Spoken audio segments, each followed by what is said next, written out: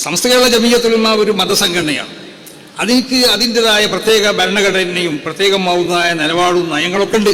ആ നിലക്ക് മാത്രമേ സമസ്ത കേരള ജമിയത്തുൽ ഉലമക്ക് മുന്നോട്ട് പോകാൻ സാധിക്കുള്ളൂ. അതനുസരിച്ചുകൊണ്ട് മാത്രമേ സമസ്ത കേരള ജമിയത്തുൽ ഉലമ മുന്നോട്ട് പോവുള്ളൂ. നേരെ മറിച്ച് ഇവിടെ പല രാഷ്ട്രീയ കക്ഷികളുണ്ട്. അതിൽപ്പെട്ടൊരു കക്ഷിയാണ് മുസ്ലിം ലീഗ്.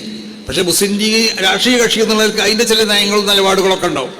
ആ നിലപാടുകൾ അനുസരിച്ച് അതിനെ മുന്നോട്ട് കൊണ്ടുപോകാൻ പ്രഗത്ഭരാകുന്ന നേതാക്കന്മാരും പ്രവർത്തകരോട് അതിരിക്കുന്നത്.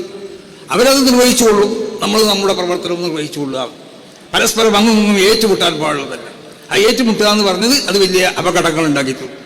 അപ്പം അതുകൊണ്ട് ഇവിടെ കേരളത്തിൽ നിലനിന്ന് പോകുന്ന ഈ സൗഹാർദ്ദവും രാഷ്ട്രീയ പാർട്ടികളും ഒക്കെ ആയിട്ടുള്ള നമ്മളെ ബന്ധങ്ങളൊക്കെ, പ്രത്യേകിച്ച് മുസ്ലിം ലീഗൊക്കെ തമ്മിലുള്ള ബന്ധങ്ങൾ, ഈ ബന്ധങ്ങൾ അതുകൊണ്ടിട്ട് നമ്മൾ എന്താവുക, ഏതെങ്കിലും ഒരു പാർട്ടിക്ക് അടിയാറ വെക്കാന്നല്ല. സമസ്ത കേരള ജമിയത്തുൽ ഉലമ, സമസ്ത കേരള ജമിയത്തുൽ ഉലമയുടെ ആ വ്യക്തിത്വം നിലനിർത്തിക്കൊണ്ട് സമസ്ത കേരള ജമിയത്തുൽ ഉലമ മുന്നോട്ട് പോകും.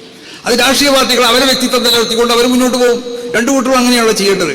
അപ്പം ആ നിലയ്ക്ക് ചെയ്തുകൊണ്ടിട്ട് ഇവിടെ നമ്മൾ എന്താവണം, ബഹുമാനിക്കപ്പെടേണ്ട ആളുകളെ ബഹുമാനിച്ചുകൊണ്ട് അവർക്കുള്ള മാന്യതയും ഒക്കെ, സമുദായത്തിലുള്ള അവരുടെ വിലയും അവർക്കുള്ള അംഗീകാരങ്ങളൊക്കെ അതിലേക്ക് പോർവേൽക്കുന്നതായ പ്രവർത്തനം പണ്ഡിതന്മാരാവുന്ന നിങ്ങളുടെ ഭാഗത്തിൽ നിന്നോ സമസ്ത കേരള ജമിയത്തുൽ ഉലമയുടെ പ്രവർത്തകരിൽ നിന്നിട്ടോ നേതാക്കന്മാരിൽ നിന്നോ ഒരിക്കലും ഉണ്ടാവാൻ പാടുന്നതല്ല. ഇവിടെ നമുക്ക് വേണ്ടത്, ഇവിടെ മഹാന്മാരാകുന്ന ഇവരൊക്കെ പ്രസംഗിച്ചതുപോലെ നമ്മൾ തമ്മിലുള്ളതായ ഈ ഐക്യം കാത്തു സൂക്ഷിക്കണം. അതിന് പോർവേൽക്കുന്നതായ ഒന്നും നമ്മൾ ആരുടെ ഭാഗത്തു നിന്നും അങ്ങോട്ടും ഇങ്ങോട്ടും ഉണ്ടാവാൻ പാടുള്ളത്. പരസ്പരം ബഹുമാനങ്ങൾ അതിനെ പ്രത്യേകം ശ്രദ്ധിക്കുക. പരസ്പരം ആദരവ്, എല്ലാവർക്കും അവരോട് അനുയോജ്യമായ ബഹുമാനങ്ങളും ആദരവുകളും ഒക്കെ ഉണ്ടാവും. ആ ബഹുമാനങ്ങളും ആദരവുകളും ഒക്കെ പരസ്പരം അങ്ങും ഇങ്ങും പ്രത്യേകം ശ്രദ്ധിച്ചുകൊണ്ടിട്ട് ഇവിടെ പ്രവർത്തിച്ചാൽ ഇവിടെ ഒരു പ്രശ്നം ഉണ്ടാവില്ല. പിന്നെ വെറുതെ നമ്മൾ ആളുകൾ അല്ല പലരും വാട്സപ്പിൽ കൂടിയും മറ്റും ആവശ്യമില്ലാത്ത പല പ്രചരണങ്ങളും പലതും നടത്തി. അതിന് നമ്മൾ പിന്മാറാൻ വേണ്ടി നമ്മൾ ശ്രമിക്കണം.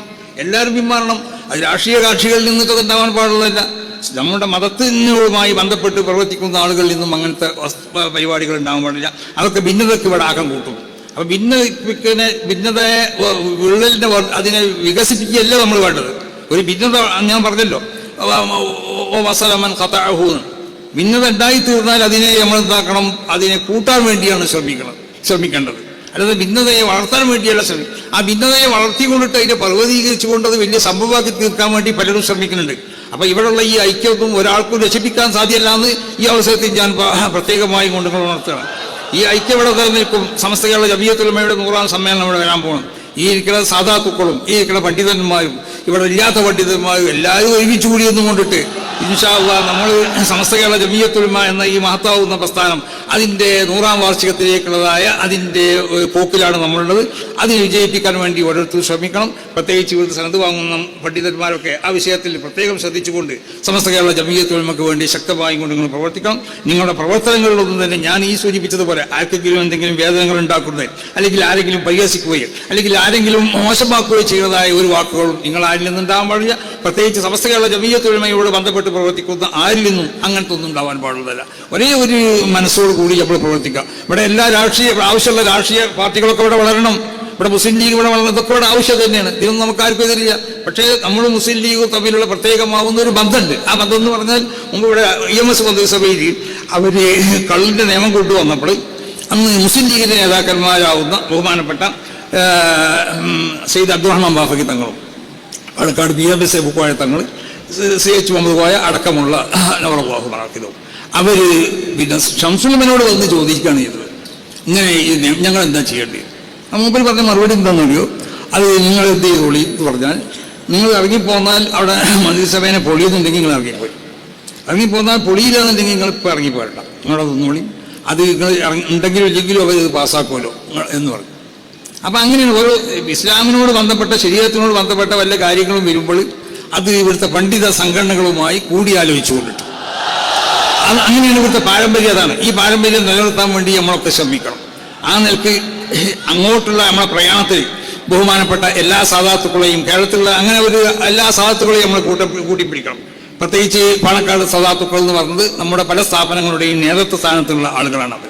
അപ്പം അവരെ അവഗണിച്ചുകൊണ്ടിട്ട് അല്ലെങ്കിൽ അവരെ പരിഹസിക്കുന്നതായ സ്വഭാവങ്ങൾ നമ്മളിൽ നിന്നുണ്ടാവാൻ പാടുള്ളതല്ല.